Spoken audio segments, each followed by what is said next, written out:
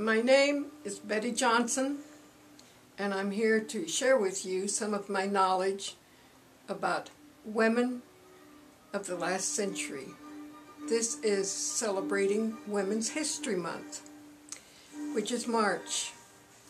And I know that there are a lot of wonderful things about women in the past in the areas of art, literature, science, but I want to share with you some that I know about, and that is in the area of healing. In ancient times, women were great healers. They were known for it until gradually the church ousted them and said that they were witches. They burned them at the stake, and then it became for women to be healed, men to be healed, children to be healed. The men took over. So I'm going to share with you about a few women that I know about who were born in the latter part of the 1800s. And the first one I'm going to talk about, actually she was born in 1823 and died in 1910, but she has left her mark on history. And her name is Mary Baker Eddy. She was the founder of Christian Science. And many people say, oh, Christian Science, they believe that no one should go see a doctor and many other things. Well, that may be true, but that is that specific Christian Science religion. But Mary Baker Eddy was a focal point or a springboard for others who became healers. And they did not say, these other healers did not say, don't go to a doctor. But they took much of her philosophy about mental health, mind. Mary Baker Eddy was quite ill, and she went to a man who was a healer called, I think it was Phineas Quimby. And he taught her what he knew. So she began practicing it.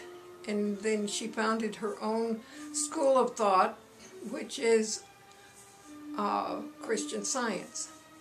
Well, in the meantime, in Chicago, there was a woman, Emma Curtis Hopkins, who heard about Mary Baker Eddy, and she was interested in learning from her. So she traveled to Boston, Massachusetts, and studied under Mary Baker Eddy.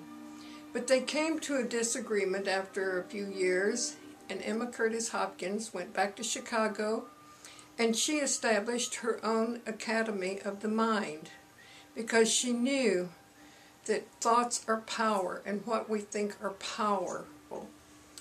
And Emma Curtis Hopkins drew many people to her academy, and one of them was Mildred Fillmore and her husband Charles. Mildred was quite ill, and they went to Chicago to see about being healed by Emma Curtis Hopkins. And this is what I learned when I was in a Divine Science ministerial school. Now others may have a different interpretation, but this is how I recall it to be. And so Mildred Fillmore became healed.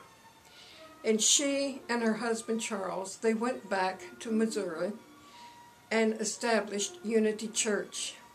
Well, Unity Church has grown big time, and they have a beautiful prayer tower. And people can call in by phone and ask for someone to pray for them. There's always 24 hours a day someone in the prayer tower who prays for people, and many have been healed by this. And as an aside, Charles Fillmore became so interested in studying all of this that he created a metaphysical dictionary of the Bible. And that's a very interesting dictionary, believe me. And I like it because it's down to earth and it makes a lot of sense. But also coming from Emma Curtis Hopkins was someone else. And that was Aletha, let's see, her last name escapes me, but there were three sisters, but she went to Chicago and studied and listened to Emma Curtis Hopkins. And she went back and told her other two sisters. And her two sisters became interested in it because they were all in ill health. In fact, one sister, Melinda Kramer, had been very ill for 23 years, and she was almost bedridden. So the three sisters established a group which developed into the Divine Science, which is a church. And it's still going today. I don't know if they're following what these three women taught and what their intent was. But it was metaphysical, and it was about healing, and it was about using the mind to heal yourself, and also to have what you want in life, so that you don't have to be sick. Now, from this offshoot came Ernest Holmes, who established religious science. Now, I have also studied religious science, and I do know that it is the power of your word, the power of your affirmation, and that's what all of these churches that I'm talking about intend, is you developing your own power within. Because the soul resides within the body, and the soul has a direct connection to God. So therefore, every person has a direct connection to God. And the one thing I liked about Divine Science, and the others too, but I decided to become a minister of Divine Science because there was no Jesus talking about Jesus on the cross, hanging him on the cross, no talk about Jesus died for our sins, because he couldn't die for anyone's sins. We all have to take care of our own sins, because we created them, so therefore it's up to us to change them and to forgive ourselves as well as to forgive others. Now, from this, I also became a program director for a holistic health center in Southern California, and I learned a lot about healing there. And I was very fortunate to meet Olga Worrell. Olga Worrell was a psychic and a healer. And she was so well known, she would heal at this Methodist church in Baltimore, Maryland.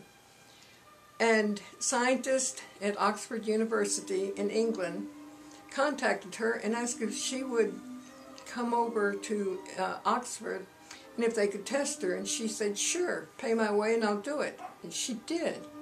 Well, they would put her through many tests, and they were amazed at her ability with her mind of healing and also other things that she could do. So she traveled back to Oxford, and they called her and said, well, I'm going to backtrack. One of the scientific experiments they put her with was a Faraday cage. And the Faraday cage had a force field in it. And they wanted to know if her mind, if she could move the force field inside the Faraday cage. Because a Faraday cage keeps all of the electromagnetic frequencies out of it. Well, she zapped it with her mind, and they saw it move. So she went back to Baltimore, and about a week later they called her and said, Olga, can you do this from your home? Now, I heard her tell this story, and she said, sure. So they set a time. She went into her favorite chair to sit and meditate and get ready, and this happened to be a chair in her dining room. And so she bilocated and went to Oxford, and she knew that they had moved the Faraday cage out of the original room in the building. So she was walking down the hall. Of course, no one could see her, but she saw the guard standing outside of the door into this laboratory. And Olga walked through the door, saw it, zapped it with her mind, and returned back to Baltimore. And within minutes after she returned and came out of her session in her chair, she received a phone call, and they said, Olga, how did you do it? She said, I used my mind.